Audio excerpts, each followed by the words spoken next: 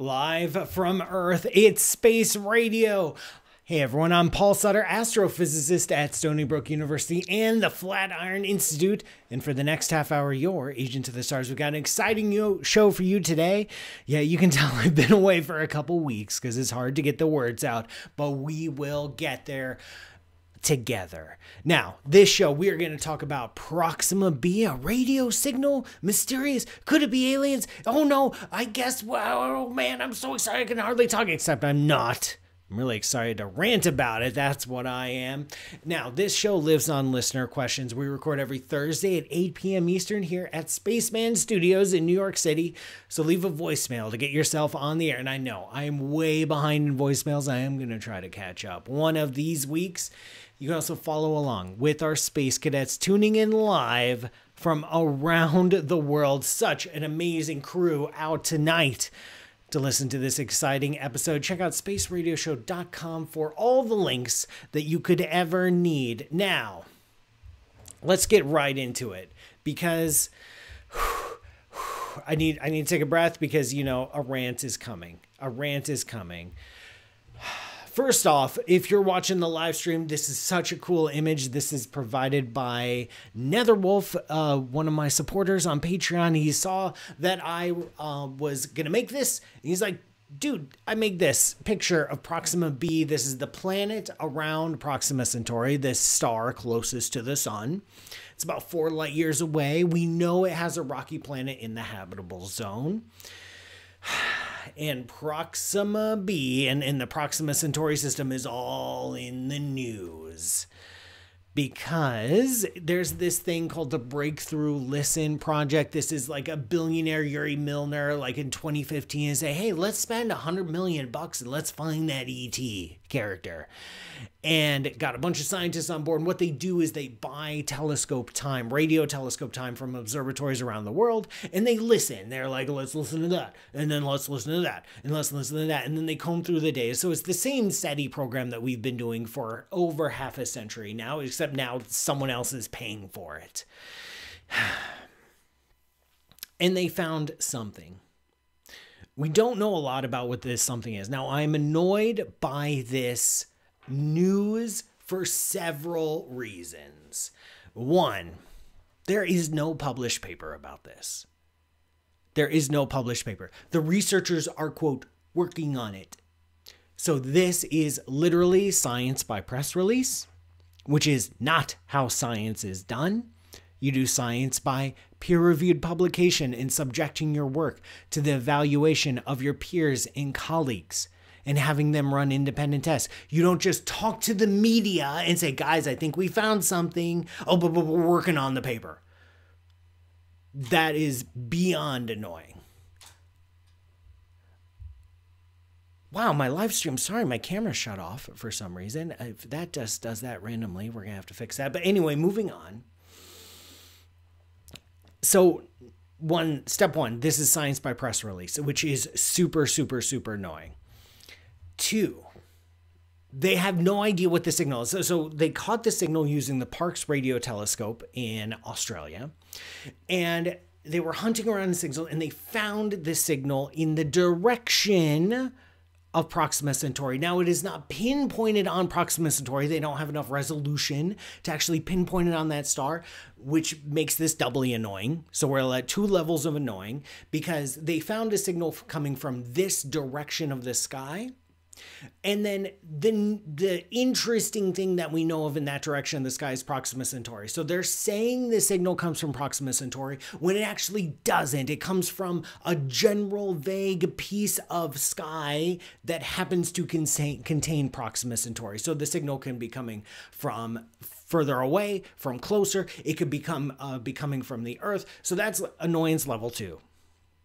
Annoyance level 3 is that the scientists involved and the people who are all excited about it, and it's the usual characters like Jason Wright at Penn State is very big on SETI, very big on searching for aliens, you know, Great scientist. I'll probably interview him someday on space radio. But he was involved big time in that whole tabby star thing where they saw dimming around a star and like, maybe it's megastructures. And everyone else was like, maybe it's dust, dude. And he's like, no, maybe it's megastructures. It turns out it's dust. He's playing a big role in this. He's one of the leaders of this Breakthrough Listen project. And what is really, really irking me is they found this signal. So whatever, there's a bright radio transmission coming from this patch of the sky that has not repeated itself, or repeated itself, they caught it like 5 times. They looked again at Proxima Centauri, or in this direction of the sky 30 times, and 5 of them they saw this signal. This signal typically does not have a lot of human-made radio emission. So that seems that it's coming from off the Earth. Now, whether it's natural, whatever, okay, so, but there's still the possibility of this is human-made interference. And that's not being talked about enough. Like, they're just saying, like, well, it's at this frequency, and so, yeah, it's, like, not going to be human-made. But, like, come on. Really? That's it? Like, that's all you're going to say is, like, it's at that frequency, therefore it's not humans are capable of making all sorts of radio waves, dude, even when you don't want them to. Now, the Parkes Observatory is famous or infamous because years ago they were seeing these mysterious radio signals called peritons. And they're like, maybe it's aliens, maybe blah, blah, blah. It went on for years. Turns out it was the microwave oven in the visitor center. It was leaky. I am not joking about this at all. So that's annoyance level 3 is like, of all the telescopes to find this weird radio signal, it has to be the Parkes, which turned out to be really good at detecting when people opened up the microwave oven too quickly. That's what you're going to hang your hat on. So we're at level 3 of annoyance. Level 4 of annoyance is that the astronomers are trying to walk this personally aggravating tightrope where they say, we don't know if it's aliens.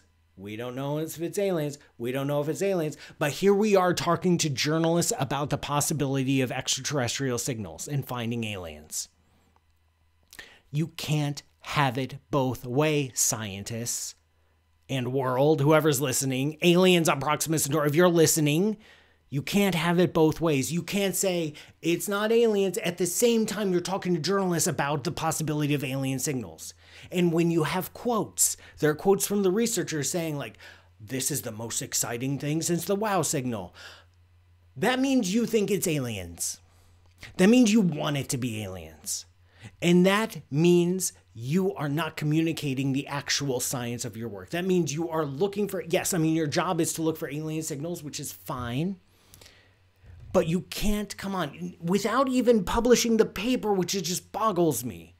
The paper isn't even out there for other people to scrutinize. You're not even done doing your work and you're like, yeah, we found a signal. I mean, I'm not saying it's aliens, but wink, wink, nudge, nudge. That line, you just can't keep doing it. Look, they have a name for this signal. They call it the Breakthrough Listen Candidate 1. You don't give a name like that to something if you're not hoping and wishing and wanting it to be aliens, and then going around talking to journalists saying, yeah, it's Breakthrough Listen Candidate 1, but oh, no, it's probably not aliens, likely human-made interference or aliens, but we're going to call it Breakthrough Listen Candidate 1. That line that scientists tend to make, and it doesn't just come about with alien signals. Many fields of science do this in all sorts of different ways, where they want a result and talk about what they want the result to be while talking to journalists, allowing journalists to twist their words and to hype things up so that we get news articles talking about possible alien signals. And then they throw in the caveat that because they have to maintain some sort of scientific credibility, say, oh, yeah, well, it's probably not aliens, but we're just going to look a little bit harder anyway. You can't do that. Jason Wright has this amazing quote in the article, a Scientific American article I read, said he doesn't like it when people say it's never aliens because then why bother looking? It's never aliens, so stop looking. It's never been aliens.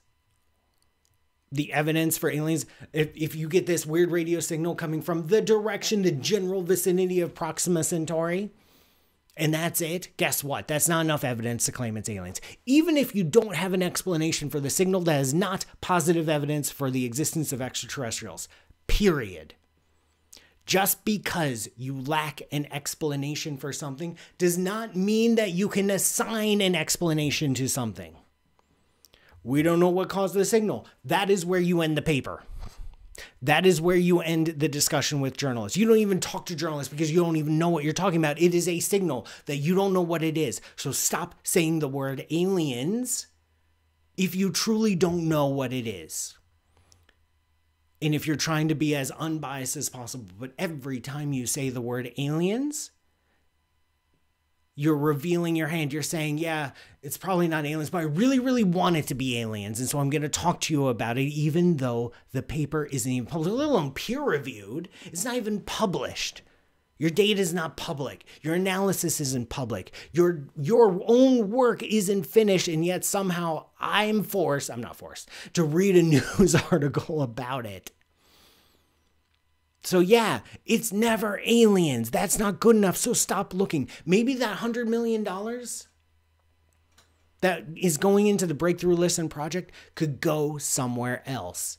Patreon.com/PMSutter. I don't know. I'm just tossing ideas out there. Man, I got myself fired up. Feel free to disagree with me. Feel free to disagree with me. And someday I would love to debate someone like Professor Wright. And just talk about this rationally in my views. And yes, by the way, I am writing a new book. It's called The Sickness in Science. And one of the chapters, in fact, the chapter I'm writing next, which is one of the reasons I'm all fired up about this, is science by press release and how it's damaging the relationship. That's why it gets me, it's so emotional, is like these kinds of statements, these kinds of press releases, this kind of interaction between scientists and journalists, when they want something to be true and want that big excitement, and then they talk to journalists and they accept interviews, and every time they do that, it damages the credibility of scientists of all kinds worldwide because the public loses trust. Russell is asking me, one of the space cadets, what would you spend $100 million on? Cheese, okay? I would buy, like, how much, what fraction of Europe can you buy? Can I buy Luxembourg for $100 million? Probably not. But can I buy some, like, famous cheese-making regions of France and just, like, ship it straight here? Or just, maybe I'd fly there on my jet. I don't know. I've got $100 million to spend. She's saying, I knew it. Of course I buy bitches. Where do you get the thing? Listen. Rock, okay, fair point. The public interest in science is enhanced, dude. You know what? I said dude to some other people, so Rock, you're perfectly capable of calling me dude. The public interest in science is enhanced. You are correct. Lots of people are engaged and talk about, ooh, are there really aliens out there? That's cool. They're getting engaged for the wrong reasons. This is clickbait science. The headline does not match the content. People are getting excited, but it's an empty. It's like candy. All right, this is potato chip science, where you eat it and it tastes good for a moment, but then your body feels horrible, and now you're like, you have to have like 20 chips, and you don't ever actually learn any science. So, like, I think yes, it is engaging the public, but it's doing it in a very, very bad and long-term damaging way.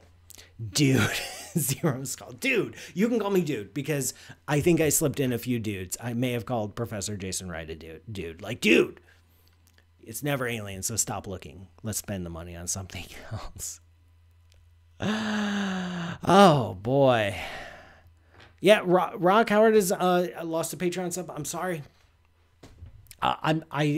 My views, and a lot of people over the years, like I've had Patreon for many, many years, a lot of people have said like, oh, you talked about this, now I'm going to pull my Patreon subscription. Okay. I'm sorry to see you go. I really am. I'm sorry. But I'm not going to base my content on what maximizing my Patreon income, my support. I mean, that when I do like TV shows and stuff, you know, or I publish articles, like that's for the publishers to work out. That's for the producers to work out.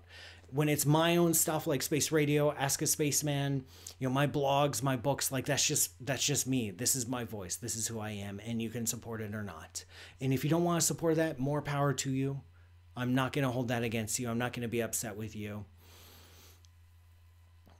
But, you know, and if you want to support, I really do appreciate it.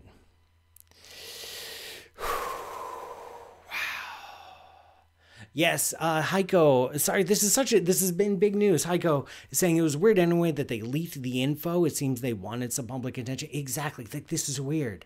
The paper's not even done. The work is being done, led by a graduate student, by the way. The signal was found by an undergraduate, and the paper is being led by a graduate student. Listen, graduate students are great. I was once a graduate student. Graduate students are also dumb. I mean, this person, Sheikah Smith, the leader of, is a very smart, intelligent person. Absolutely. But like, graduate students are like kids. Like, they get very excited. You remember the neutrino thing from years and years ago, where this experiment at the Gran Sasso laboratory in Italy found that neutrinos possibly travel faster than light? Yeah, that was all led by a grad student. It turns out that they didn't plug in the cable all the way. I'm not joking about that either. Yep, this is thank you. It will turn out to be a possum with a handheld radio trapped in a derelict Chrysler LeBaron floating between the Earth and Mars. That's our life, folks. That was it. That was it. It was the possum with... Dude, bro. Oh, boy. Okay. Here we are. Yeah, you have to fake it to get big grants. That's another thing that I'm writing about in my book. The book is called A Sickness in Science. I don't know if I've mentioned that. That's another thing, is that you have to make these big results to get the publishing, you know, to get the grants, to be in the news. I need to take a question. We need to all calm down. All calm down here. Whew. Let's do some science. Is it always this interactive? No, sorry. Sometimes I'm feisty today. Is it possible to set up an array of space probes or buoys in the universe that can communicate with each other? And they're close enough to each other to where they can see each other, but the space probes that are the furthest from us are beyond our observable universe. These probes are either wireless, or maybe they're wired with a really stretchy fiber optic cable. Is there any way to observe the observable universe with a space probe or buoy? Very, very cool question. I'm pulling up an image for the Space Cadets, and if you're listening to this on audio, well, you know, too bad. You don't get to see the pretty picture that I just pulled up here. Observable universe is about 90 billion light years across. You're wondering, you want to go past, you want to cheat it, you want to go past the edge of the observable universe. The observable universe is the limit of what we can see, because the universe is only so old and light only travels so fast. So distant objects simply not have enough time for their light to reach us. Okay.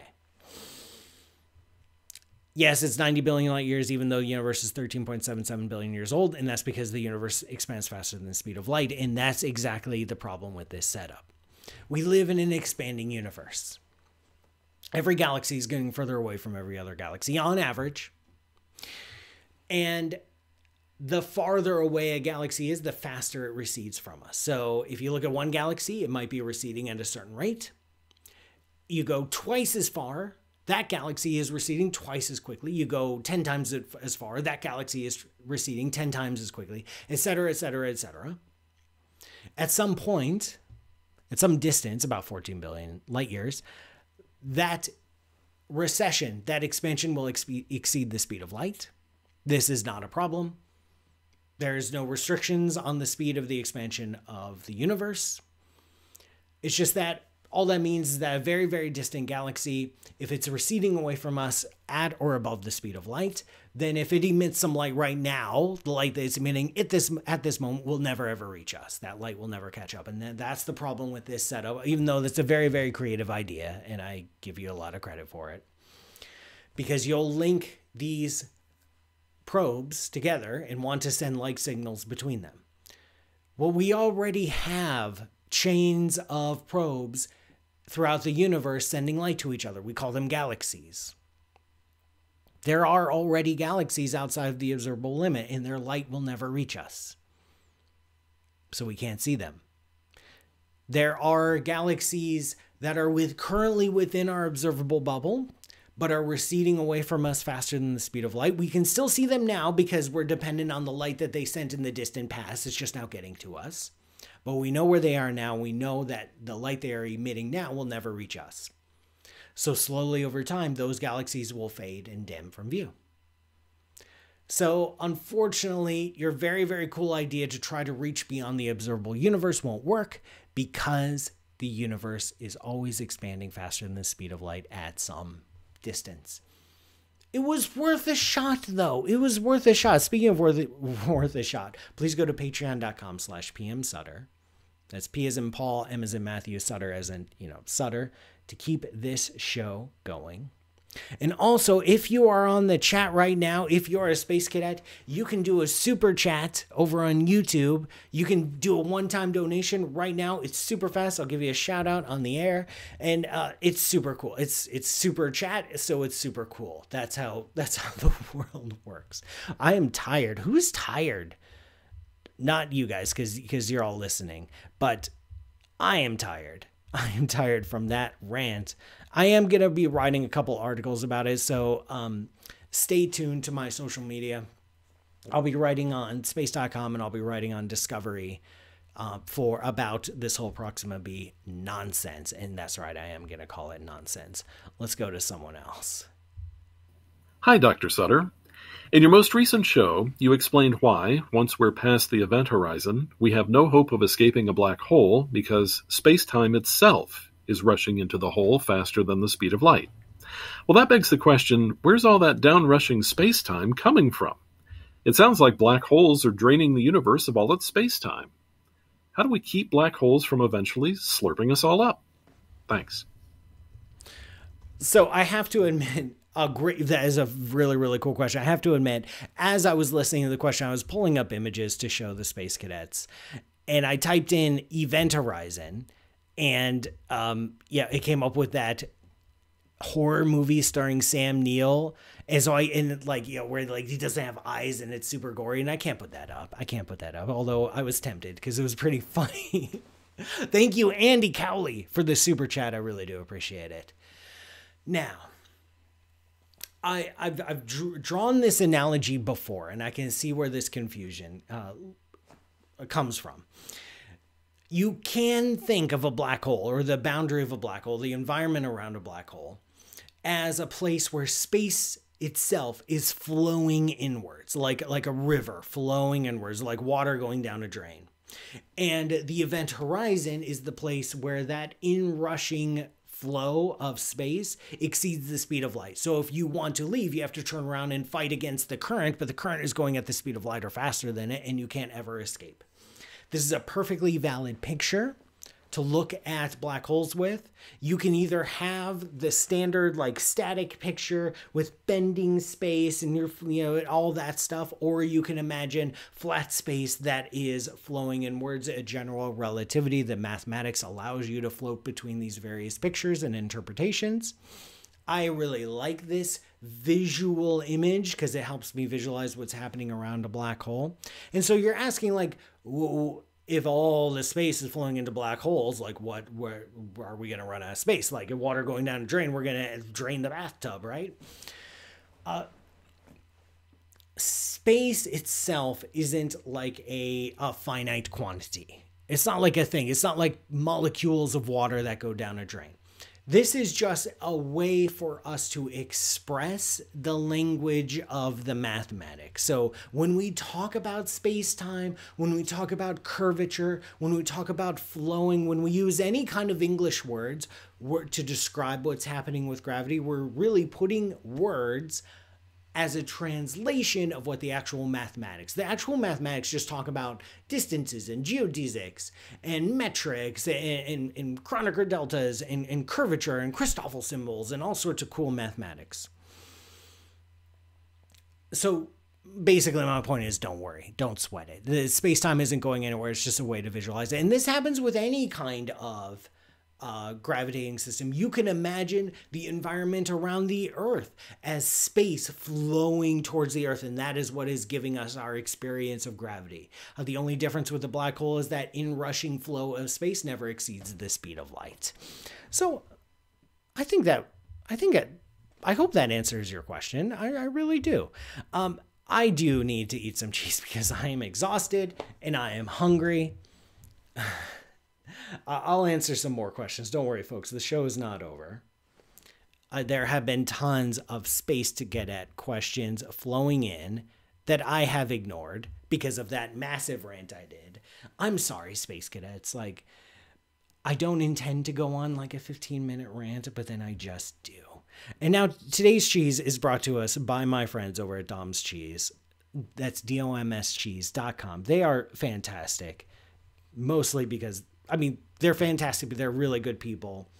Really great crew over there. And also they give me free cheese every week, which is just, wow. This is a Muse Brabender. If I'm not pronouncing that correctly, too bad. I'm going to taste it anyway. Oops, some of it's a little bit crumbly. Some of it's crumbled out of its wrapper. I'll have to pick that up later. Ooh, it smells lovely. It does. It smells lovely over here. Now, this is a, this is a Gouda. We all love Goudas, right? But this is a goat's milk Gouda, which is, wow. A goat's milk Gouda. That's not something you see every day. It is bursting, wow, with flavor crystals. It's Saanen goats in the Brabant region of southern Holland. The cheese is set in large wheels. It's wrapped in wax. It's aged not for super long as Goudas go, just like 6 months, 6 to 9 months, at the Fromagerie Le Mousse. Oh, this is Betty Coster's work. It's creamy and earthy, and yet it has a caramely finish, according to my tasting notes. Well, let's do it. We'll answer some Space Cadet questions. Oh, this is good.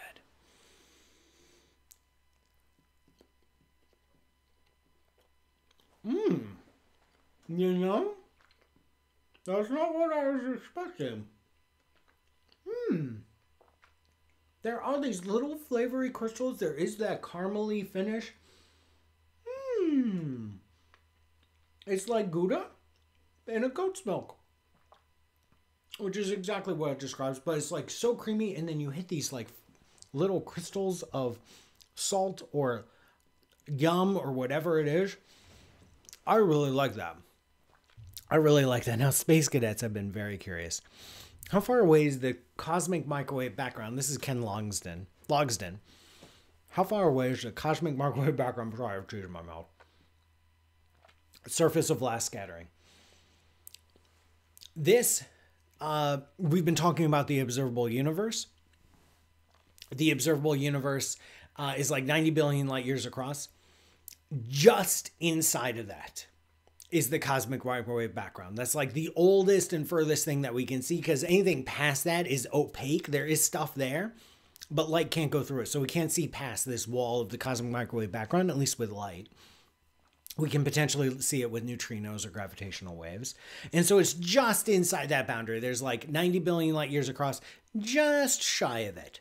Just shy of it is that what we call the surface of last scattering.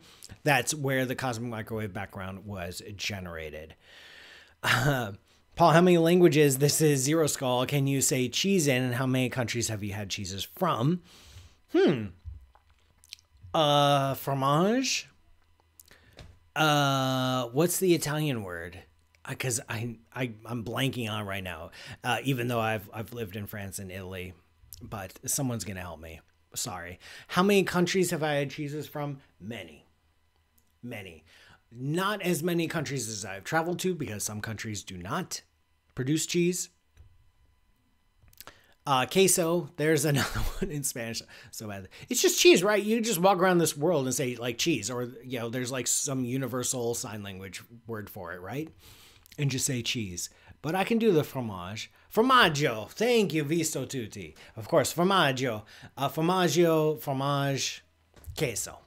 That's all I got in cheeses. Cheeses of the earth. Andy Cowley, referring to this Proxima B signal, do we think the signal is a supernova? No, we do not think it's a supernova. Supernovas are very bright in light, in visible light, not in radio. This is a spike at a specific frequency of the radio.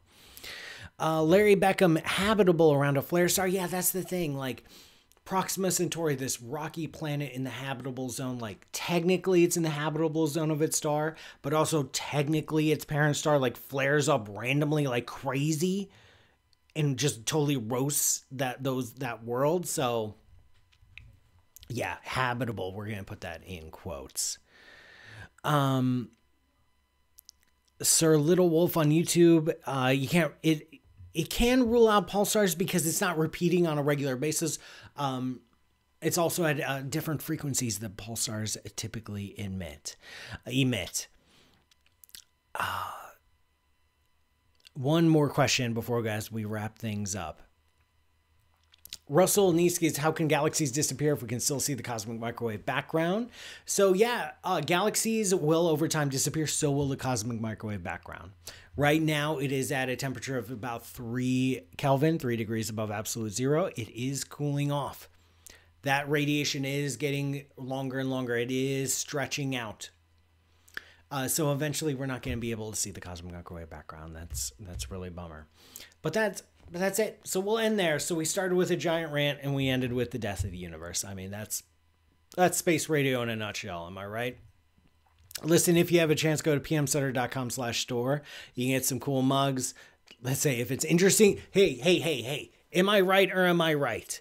If it's interesting, it's probably wrong. That's what it says on the mugs. And that's how I'm going to approach this Proxima story. If it's interesting, it's probably wrong. And so we'll wait and see in a few months exactly why it's wrong. Also, you can buy my books, autographed copies, How to Die in Space and Your Place in the Universe. Thank you for joining me on this voyage of space radio. Once again, I'm Paul Sutter, and this show is brought to you by you. Go to patreon.com/pmsutter to learn how you can contribute. Thank you, Nancy Graziano, for wrangling the Space Cadets and producing this show. Catch the live stream every Thursday at 8 p.m. Eastern. Visit spaceradioshow.com for more info, links to the live stream. That's right, Visto. Sutter's Law. If it's interesting, it's probably wrong. In the episode archive, you can also follow me directly on Twitter and Facebook. My name is @PaulMattSutter. And of course, thank you again, Space Cadets, for listening and watching. See you next week. And remember, science, real science, actual science is for sharing and of transmission.